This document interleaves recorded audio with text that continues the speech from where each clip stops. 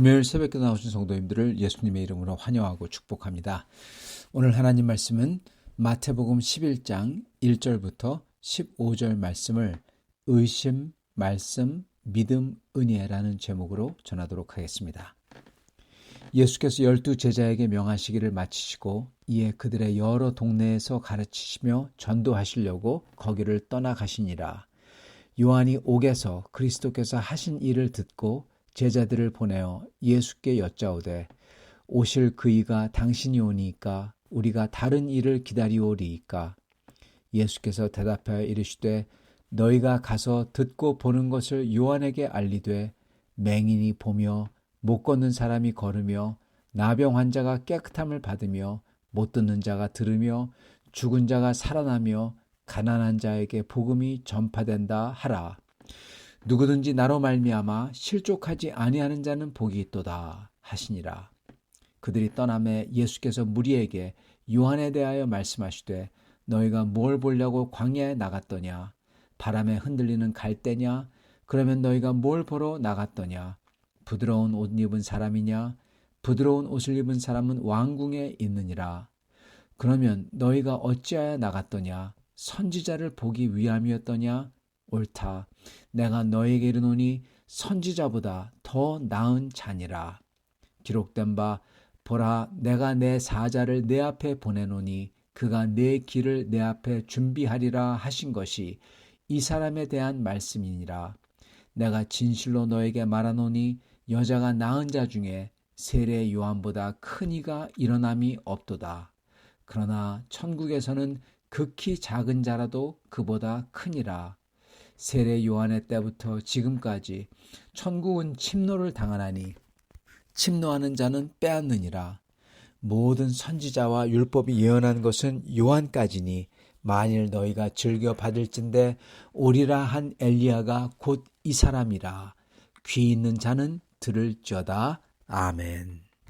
네, 오늘 말씀 제목은 의심, 말씀, 믿음, 은혜입니다. 요한이 지금 의심하고 있죠. 예수님이 진짜 메시아인지 아닌지. 오늘 말씀을 보면은 세례 요한이 옥에 갇혀 있어서 자기 제자들을 보냈다 그렇게 기록합니다. 여러분 세례 요한은 예수님이 오시기 전에 이 세례를 주면서 예수님이 곧 오신다고 하나님께서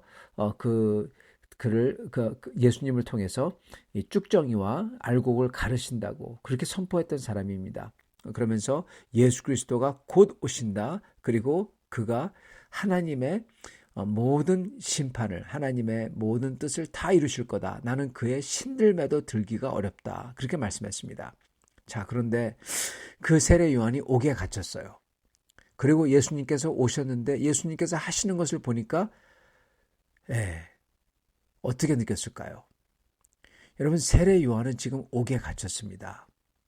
얼마나 안타깝고 힘들겠습니까? 그리고 세례 요한이 기대했던 것은 예수님께서 오셔서 그리스도께서 오셔서 모든 세상을 심판하고 그리고 하나님의 공의를 가져오고 하나님 나라가 완전히 임하는 것을 기대했던 것입니다. 근데 우리는 알죠. 하나님께서는 그게 아니라 이제부터 이 이방인에게 복음이 퍼져나가서 이제부터 이스라엘 사람뿐만 아니라 이제는 온 세상 사람들이 구원을 얻게 하시려는 그 넥스트 스테이지가 열렸다는 것을 우리는 알고 있습니다. 세례 요한은 거기까지 생각을 못했던 거예요. 거기까지 알지 못했던 겁니다. 비록 성경에 그렇게 기록이 되어 있었지만은 세례 요한은 그 모든 사람들과 함께 이스라엘 사람들과 함께 하나님께서 심판을 가져오고 그리고 하나님의 영원한 나라를 빨리 가져오시기를 바랬던 거예요. 특히 세례 요한은 더 그걸 바랬겠죠. 왜냐하면 그는 지금 옥에 갇혀 있기 때문에 그런 것입니다. 여러분 안타깝지만 세례 요한이 옥에 갇혀 있기 때문에 어떻게 보면은 예수님을 제대로 못 보는 겁니다. 그래서 의심하는 겁니다. 예수님께서 막상 오셔서 역사를 하시는데 세례 요한이 그 예수님의 하시는 것을 봤을 때 딱 알았어야 되는데 자기 위치와 상황 때문에 그리고 자기가 기대했던 것 때문에 예수님의 온전한 모습을 못 보고 이해를 못했던 겁니다, 여러분. 예. 심지어 세례 요한마저도, 심지어 예수님께서 말씀하신 여자가 낳은 자 중에서 가장 큰 자, 심지어 그 사람도 여러분 실패했다는 사실입니다. 이걸 볼 때 저희도 이 주님을 100% 잘 따르는 사람이 없다는 것을 저희가 어렴풋이나마 알 수가 있습니다. 왜냐하면 세례 요한이 여자가 낳은 사람 중에서 제일이라고 하셨잖아요. 예. 저희는 그 세례 요한의 뒤꿈치도 못 따라가는 사람입니다. 세례 요한은 주님을 위해서 광야에서 그렇게 메뚜기를 먹으면서 석청을 먹으면서 주님의 말씀을 선포했고, 그리고 끝에 가서는 순교까지 당했어요. 여러분, 그거 누가 따라가겠습니까? 네, 대단한 분이시죠. 저희는 그분을 못 따라가는 겁니다. 그런데 심지어 그분마저도 예수님에 대해서 어떻게 보면 완전한 이해를 하지 못했다는 겁니다. 특히 그가 처했던 상황 때문에 옥에 갇히니까 그게 잘 안 보이는 겁니다. 성도 여러분, 저희도 저희 상황 속에 들어갈 때, 저희가 어려움을 겪을 때나 또한 저희가 억울함을 겪을 때나 또는 저희가 어떻게 보면은 저희가 바라는 게 안 될 때, 이럴 때 저희는 저의 생각을 투사하곤 합니다. 저의 생각을 투영하고 투사해서 하나님의 뜻을 읽고자 해요. 거기까지는 다 좋은데, 근데 그게 안 될 때 저희가 실망한다는 겁니다. 세례 요한도 어떻게 보면은 그랬던 것입니다. 예수님께서 하시는 일과 자기가 기대했던 오실 그분이 행할 일과 다르다고 느꼈던 겁니다. 심지어 가장 위대했던 사람인 요한도 자기 생각을 기준으로 삼으니까 의심하게 되는 거예요. 성도 여러분, 우리 생각을 기준으로 삼을 때 의심하게 되고, 우리 생각을 기준으로 삼을 때 여러분, 우리 상황을 기준으로 삼을 때요, 하나님의 진리가 안 보이는 겁니다. 하나님의 역사도 안 보여요, 여러분. 하나님께서 예수님을 통해서 지금 놀랍게 역사하고 있는데 그게 안 보이는 거예요. 언제 그럽니까? 내 생각과 내 상황을 기준으로 삼을 때. 성도 여러분, 그래서 저희는 저의 생각을 기준으로 삼으면 안 됩니다. 저의 처한 상황도 기준으로 삼으면 안 되는 것입니다. 저희는 저희 생각을 내려놓고 주님의 말씀을 따라야 되는 겁니다. 저의 생각이 아니라 오직 말씀을 붙들고 그걸 믿고 그리고 말씀을 보려고 해야 되는 거예요. 말씀이 보여주시는 약속과 그리고 말씀에서 보여주시는 하나님의 뜻을 저희가 봐야 되는 겁니다. 그리고 저희 상황도 그렇습니다. 여러분, 상황이 닥치면은, 어려운 상황이 닥치고 내가 바라는 상황이 닥치고 이 모든 게 일어날 때 제대로 볼 수가 없어요. 그래서 저희가 해야 되는 것은, 저희가 어려울 때도 그렇고요. 그리고 저희가 잘 될 때도 그렇습니다. 저희가 간절히 원하는 것, 예를 들어서 형통을 원한다. 그런데 그게 좀 되는 것 같다. 저희가 돈을 원한다. 부자가 되길 원한다. 쉽게 얘기하면. 근데 그게 조금 되는 것 같다. 그럴 때 하나님의 뜻을 위해서 부자 되게 해주세요. 하나님의 뜻을 위해서 형통하게 해주세요. 하나님의 뜻을 위해서 건강하게 해주세요. 그러면서 막 그럽니다. 그리고 그게 좀 되는 것 같으면은, 와, 하나님이 나를 정말 형통하게 되고 부자가 되고 건강하길 원하는구나. 그렇게 생각하고, 이 길이 맞는구나 생각합니다. 근데요, 그게 저희가 하나님의 뜻을 못 보고 눈이 어두워지는 겁니다. 세례 요한도 그렇고 저희도 그렇고, 저희가 원하는 게 잘 될 때 또는 저희가 어려움에 처할 때 하나님을 의심하게 되거나 또는 하나님의 말씀을 내려놓고 저의 뜻대로 보거나 합니다. 둘 다 하나님의 말씀을 제대로 보지 못하게 돼요. 그렇기 때문에 저희는 저희가 어려울 때도 그렇고 저희가 잘 될 때도 그렇고 그거를 내려놔야 되는 겁니다, 여러분. 내려놓고 주님께 나아가 주님의 뜻을, 주님의 약속을 먼저 찾고 그 약속을 붙들고 주께 나아가 기도하며 저희는 기다려야 되는 것입니다. 평화를 가지고 주님을 믿고 그렇게 평화를 가지고 마음의 여유가 있을 때, 주님을 믿으니까 마음에 여유가 생겨요. 평화가 생겨요. 감사가 생기고 기쁨이 생깁니다. 그럴 때 저희는 모든 게 제대로 보이기 시작하는 것입니다. 그렇게 주님께서 알아서 하신다는, 주님을 믿고 저희의 욕망을 내려놓을 때, 그때 내 형통과 내 욕심과 재물과 이 모든 게 여러분 사라지고 제대로 보이기 시작한다는 것입니다. 여러분 그래야 돼요. 자, 세례 요한은 그 어려운 옥에 갇힌 상황에서 예수님에게 제자들을 보내서 질문합니다. 근데 예수님께서 그 제자들에게 답을 해주시죠. 뭐라고 하십니까? 맹인이 보며, 못 걷는 사람이 걸으며, 나병 환자가 깨끗함을 받으며, 못 듣는 자가 들으며, 죽은 자가 살아나며, 가난한 자가 자에게 복음이 전파된다라. 네. 죽은 자가 살아나고 심령이 가난한 사람 또는 가난한 사람에게 복음이 선포된다. 여러분 예수님께서 말씀하신 이 모든 것들은요, 선지자 이사야서 거기에 기록된 말씀입니다. 제가 예를 들겠습니다. 이사야서 61장 1절 주 여호와의 영이 내게 내리셨으니 이는 여호와께서 내게 기름을 부으사 가난한 자에게 복된 소식을 전하게 하려 하심이라. 나를 보내셔 마음이 상한 자를 고치며 포로된 자에게 자유를, 갇힌 자에게 노임을 선포하며, 가난한 자에게 복음을 전한다는 거죠. 이게 이루어진 겁니다. 이게 선지자 이사야서 끝에 61장에 가면 그게 나와요. 그리고 이사야서 26장 19절에 이렇게 기록합니다. 주의 죽은 자들은 살아나고 그들의 시체는 일어나리이다. 티끌에 누운 자들아 너희는 깨어 노래하라. 주의 이슬은 빛난 이슬이니 땅이 죽은 자들을 내놓으리다. 메시아가 오면 이렇게 된다는 겁니다. 그리고 예수님께서는 죽은 자들이 일어나고 일어난다는 겁니다. 이게 이루어졌다는 거죠. 이사야서 35장 5절에는 또 이렇게 기록합니다. 그때 맹인의 눈이 밝을 것이며 못 듣는 사람의 귀가 열릴 것이며 그때 저는 자는 사슴같이 뛸 것이며, 그렇게 기록합니다. 이사야서 35장이 성취됐다는 거죠.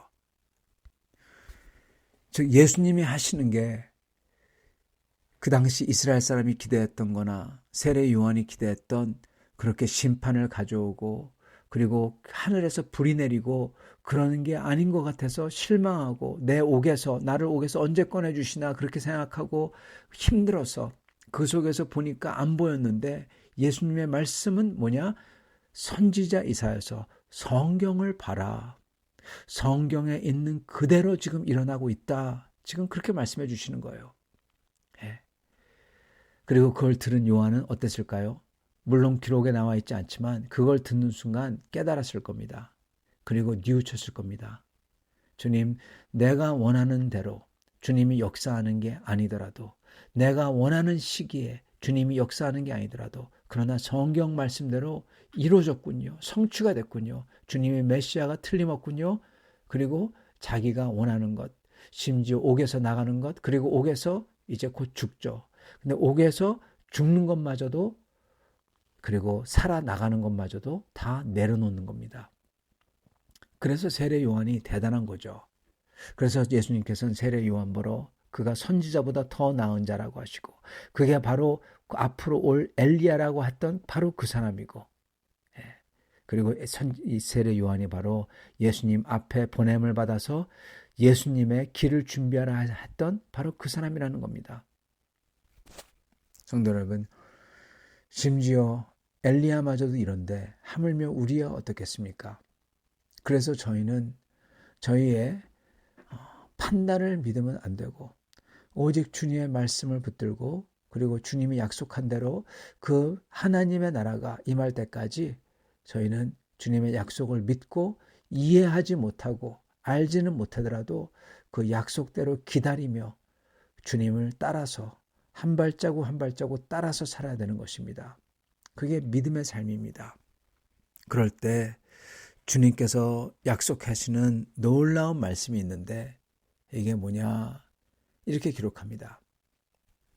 11절 내가 진실로 너에게 말하노니 여자가 낳은 자 중에 세례 요한보다 큰 이가 일어남이 없도다. 그러나 천국에서는 극히 작은 자라도 그보다 크니라. 아멘. 여러분, 이게 놀라운 말씀입니다. 예수님께서는 엘리야가 드디어 왔다. 내 종이 드디어 왔다. 그리고 아까 말씀드린 것처럼 이만한 사람이 없다 그랬죠. 이만한 사람이 없어요.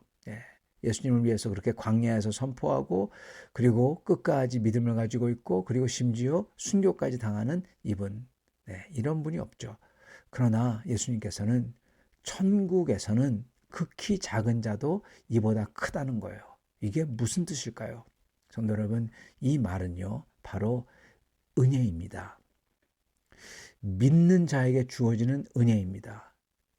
세례 요한, 그때까지는 모든 선지자와 율법이었어요. 13절, 모든 선지자와 율법이 예언한 것은 요한까지니. 요한까지다. 이게 무슨 말일까요? 요한까지만 모든 선지자와 율법이 적용된다는 거예요.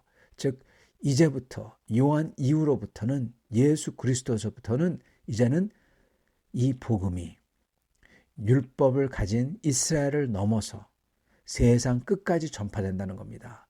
그리고 그렇게 전파되는 복음은 세상 끝까지 가는 복음은 율법을 따라 되는 게 아니라 율법을 따라서 의롭게 되는 것 또는 주님 앞에서 자기의 노력으로 마치 세례 요한처럼 엘리야처럼 그렇게 열심을 내어서 주님을 섬기고 그리고 그 대단한 거죠. 그걸 넘어서는 것이다. 그게 뭐냐? 바로 예수님의 십자가와 부활을 저희가 믿을 때 그 예수님의 십자가와 부활은 엘리야에게도 주어지지 않았어요. 요한에게도 주어지지 않았어요. 그들은 몰랐습니다. 어렴풋이나마 알았지만 그러나 우리는 알죠. 그렇게 예수님의 십자가와 부활을 믿는 사람은 어떤 일이 일어나냐? 여러분, 새 사람이 주어진다는 겁니다. 이게 그 뜻이에요. 완전한 새 사람, 이 모든 선지자와 모든 이러한 율법을 능가하는 그러한 새로운 사람을 덧입혀 주신다는 겁니다. 여러분, 이거는 우리가 하는 게 아니라 예수님의 십자가와 부활로서 부활하심으로써 이게 되는 거예요. 예수님은 그런 예수님을 믿는 사람마다 예수님이 부활하신 것 같은 그러한 권세와 그러한 새 삶을 사는 새 사람을 덧입혀 주신다는 거예요. 그렇기 때문에 그렇게 된 사람들은 극히 작은 자라도 이 전에 있었던 그렇게 그 예수님의 십자가와 부활을 몰랐던 사람보다 더 큰 은혜를 누린다는 겁니다. 이게 그 뜻입니다. 사랑하는 성도 여러분, 예수님께서는 세례 요한을 들어서 우리에게 앞으로 주실 은혜를 보여주셨습니다. 우리같이 세례 요한보다 훨씬 부족한 사람들이 예수님께서는 그러한 사람들이 오히려 세례 요한보다도 더 큰 사람이 될 것이다. 어떻게 해요? 은혜로서. 어떠한 은혜냐? 예수님의 십자가와 부활을 아는 은혜를 주셨기 때문에 그렇게 된다는 것입니다. 얼마나 감사한지요. 오직 저희는 그렇기 때문에 지금 이 순간부터 저희의 능력과 저희가 뭘 잘하는 거 이게 아니라 저희는 오직 저희의 가진 욕심과 걱정과 그 모든 것을 주님 앞에 내려놓고 주님의 말씀을 읽으며 그 말씀을 기대며 말씀대로 믿어서 내 기대치가 아닌 주님께서 역사하시는 것을 받아야 될 것입니다. 그렇게 받아 누리시는 여러분과 저가 될 수 있기를 축원합니다. 같이 기도하겠습니다. 아버지 하나님, 감사와 찬양을 드립니다. 오늘 말씀을 통해서 주님께서 저희 같은 사람마저도 이 세례 요한보다도 훨씬 못한 사람마저도 주님께서 구원해 주시고 그러한 우리에게 세례 요한이 누리지도 못했던 말할 수 없이 큰 주님의 영광과 주님의 은혜를 누리도록 하시겠다는 이 약속을 감사와 찬양을 드립니다.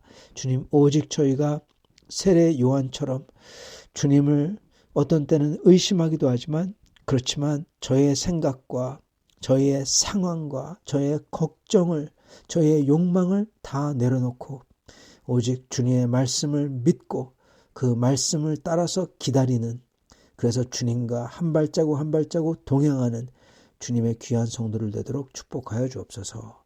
예수 그리스도 받들어 기도드립니다. 아멘.